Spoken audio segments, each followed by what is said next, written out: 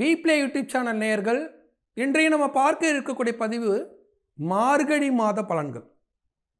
மாதங்களில் நான் மார்கழி ஆகிறேன் அப்படின்னு விஷ்ணு பெருமான் சொல்கிறார். அந்த அளவுக்கு ஒரு சிறப்பான மாதம். இந்த தட்சிணாயன காலத்தை நிறைவு செய்யக்கூடிய மாதம். ஆடி மாதம் முதல் மார்கழி மாதம் வரை இந்த 6 மாதமும் தட்சிணாயன காலம். இந்த தட்சிணாயன காலத்தை நிறைவு செய்யக்கூடிய மாதம். வைகுண்ட ஏகாதசி வரக்கூடிய மாதம். மார்கழியில் இறந்தாலே நாங்கள் சொர்க்கத்துக்கு போயிடுவோம் அப்படின்னு மக்கள்கிட்ட இருக்கக்கூடிய ஒரு நம்பிக்கை. அது ஓரளவு உண்மையும் கூட. ஏன்னா வைகுண்ட ஏகாதசி வைகுண்ட பதவி அடையணும்னா 108 திவ்ய தேசங்களில் 107 திவ்ய தேசங்கள் மட்டுமே பூலோகத்தில் உண்டு. 108வது யாருமே அடைய முடியாது. யார் ஒருவருக்கு பாவ கணக்கும் இல்லை புண்ணிய கணக்கும் இல்லை என்று சமமாக இருக்கிறார்களோ அவர்கள் மட்டுமே வைகுண்ட பதவியை அடைய முடியும். அது ரொம்ப ஒரு கடினமான பதவி. அவர்கள் மட்டுமே வைகுண்ட பதவி அடைந்து எம்பெருமான் காக்கும் கடவுள் விஷ்ணு பெருமானோடு போய் ஐக்கியமாக முடியும். சொர்க்கம் என்பது கூட 107 தான் நிற்கும். இப்போ இதில் என்ன ரொம்ப முக்கியமாக கவனிக்க வேண்டியதுன்னா, பெருமாளை அதிகாலையில் போய் பாண்டுரங்கனாக வழிபடக்கூடிய ஒரு அற்புதமான மாதம் இந்த மார்கழி மாதம்.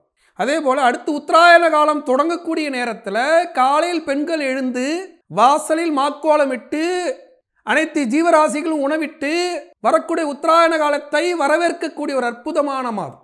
தேவர்களுக்கான காலை பொழுதை வரவேற்கக்கூடிய மாதம். விஷ்ணு பெருமானை பள்ளி கொண்ட பெருமாளாக ஆராதிக்கக்கூடிய மாதம். இதுவரை காலபுருஷ தத்துவத்திற்கு 8ஆம் இடத்தில் பயணித்த சூரிய பகவான் இப்போது 9ஆம் இடத்தில் தன் பயணத்தை தொடங்குவார்.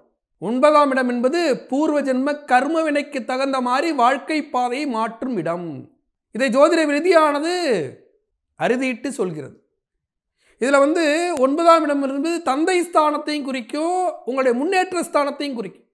அந்த இடத்துல சூரிய பகவான், சூரியன் என்பது தந்தை, 9ஆம் இடம் என்பது தந்தை ஸ்தானம், 9ஆம் இடம் என்பது கர்ம ஸ்தானம். இது எல்லாம் சேர்ந்து இருக்கக்கூடிய இடத்துல சூரிய பகவான் அமரும்போது உங்கள் வாழ்க்கை பாதை எப்படி வளர்ச்சியை நோக்கி பயன்படுகிறது, காக்கும் கடவுளான விஷ்ணு பெருமான் கைகளை பிடித்து கொண்டு எப்படி முன்னேறி செல்கிறோம் என்று காண்பிக்கிறதுக்கான ஒரு அற்புத மாதம் இந்த மார்கழி மாதம். இந்த மாதத்தில் சூரிய பகவான் 9ஆம் இடத்தில், 8ஆம் இடத்தில் புதன் பகவான், செவ்வாய் பகவான் கடகத்தில் நீட்சமாக இருந்து சிம்மத்துணைக்கு நகர்வார்.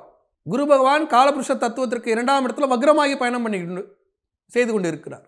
சனி பகவான் கும்பத்தில் ஆட்சியாக பயணம் செய்து கொண்டு இருக்கிறார். ராகு பகவான் மீனத்தில் பயணம் செய்து கொண்டு இருக்கிறார். சுக்கிர பகவான் மகரத்திலும் கும்பத்திலும் பயணிக்கக்கூடிய மாதம். இப்படியாக கிரக அமைப்புகள் எல்லாம், கேது பகவான் கன்னியில் பயணிக்கக்கூடிய மாதம். இப்படியாக கிரக அமைப்புகள் எல்லாமே எல்லோருக்கும் நன்மை தீமைகளை கலந்து கொடுக்கக்கூடிய ஒரு அற்புத மாதம்.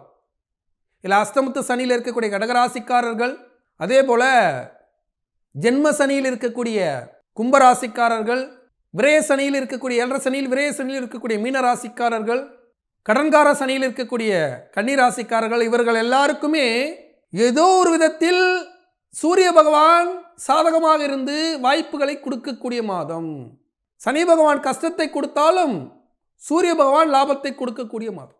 சுக்கிர பகவானும் மறைமுகமாக உதவி செய்யக்கூடிய மாதம். இங்கே ரொம்ப முக்கியமாக கவனிக்க வேண்டிய விஷயம் என்னன்னா, மார்கழி பிறந்தாச்சு. ஃபர்ஸ்ட் நம்ம என்ன பண்ணணும்னா, எந்த ராசியாவனாலும் இருக்கலாம், அதிகாலையில் எழும் பழக்கத்தை இந்த வருடத்தில் இருந்தாவது நாம் பின்பற்றிடணும் அப்படின்ற ஒரு புரிதலுக்கு வந்துருங்க. ஏன்னா மேஷ ராசி இருக்குன்னா அடுத்து 7.5 சனியானது தொடங்க போகுது, அடுத்து 2025 கடைசியில்.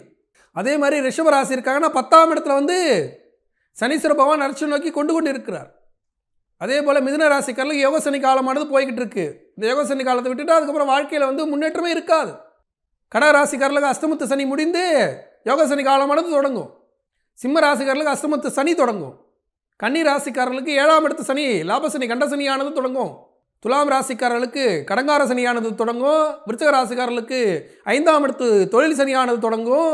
தனுசு ராசிக்காரர்களுக்கு 4ஆம் இடத்து கேந்திராதிபதி சனியானது தொடங்கும். மகர ராசிக்காரர்களுக்கு 7.5 சனியானது நிறைவு பெறும். கும்ப ராசிக்காரர்களுக்கு பாத சனியானது தொடங்கும். மீன ராசிக்காரர்களுக்கு ஜென்ம சனியானது தொடங்கும். இப்படியாக அடுத்த சனி பயிற்சியானது அடுத்த ஆண்டு இந்த மார்கழி நேரத்தில் தான் நடைபெற இருக்கிறது.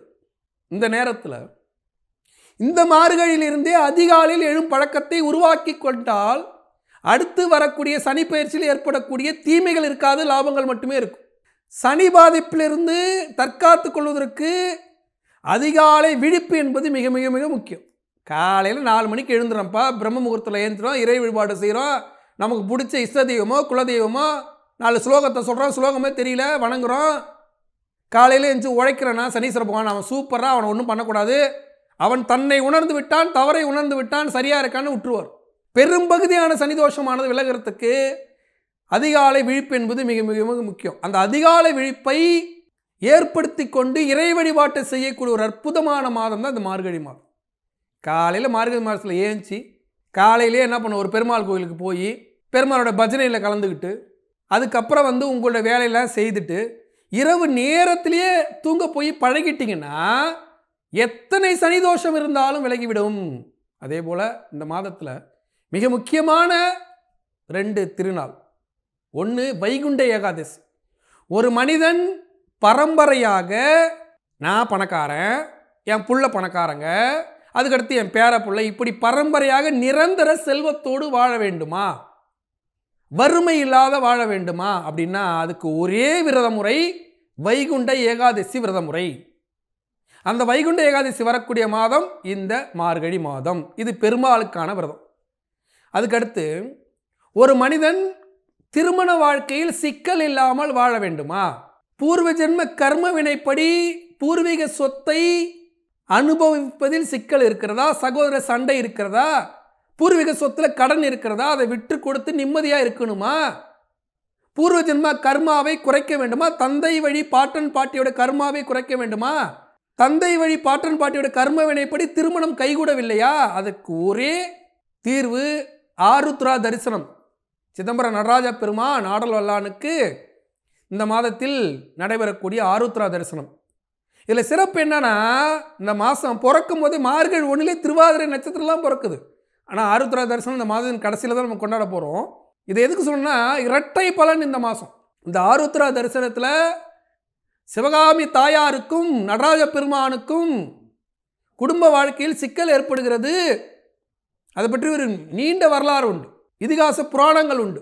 எத்தனை கர்ம வினைகள் இருந்தாலும் தந்தை வழி பாட்டன் பாட்டி செய்த தவறின்படி ராகு என்ற கிரகமானது திருமண தடை, உன் வாழ்க்கையில் முன்னேற்றமான பாதைக்கு செல்வதற்கே தடை, உன்னுடைய வாழ்க்கையில் உன்னோட படிப்பு என்ன படிக்க போற, வேலை என்ன மாதிரி வேலைக்கு போற என்று தெரியாமல் தவித்து கொள்ளும் சூழல், இதை எல்லாத்தையும் நீக்கிடுவார். அதுக்கு நம்ம என்ன பண்ணணும், இந்த ஆருத்ரா தரிசன நாளில் எம்பெருமான் ஆடல் வல்லான் ஆகாயஸ்தலத்தின் நாயகனாக இருக்கக்கூடிய நடராஜ பெருமானை ஆருத்ரா தரிசன வழிபாடு செய்து களி உருண்டை செய்து சாப்பிடணும். இதை பற்றி நிறையா பதிவுகள் இருக்கும். களி உருண்டை செய்து சாப்பிட்டா இதெல்லாம் நீங்கி திருமணம் கைகூடும், தோஷமானது விலகும். இவ்வளோ சிறப்பு வாய்ந்த இந்த மார்கழி மாதத்தில் அனைவரும் அதிகாலையில் எழும் பழக்கத்தை ஏற்படுத்தி ஒரே நேரத்தில் பெருமாளையும் சிவபெருமானையும் தரிசிக்கக்கூடிய யோகம் பெற வாழ்த்துக்கள். மீண்டும் இதே போல் ஒரு பதிவில் உங்களை சந்திக்கும் வரை உங்களிடம் விடைபெறுவது உங்கள் வாழ்வியல் ஜோதிடர் டாக்டர் சீதா சுரேஷ். நன்றி, வணக்கம்.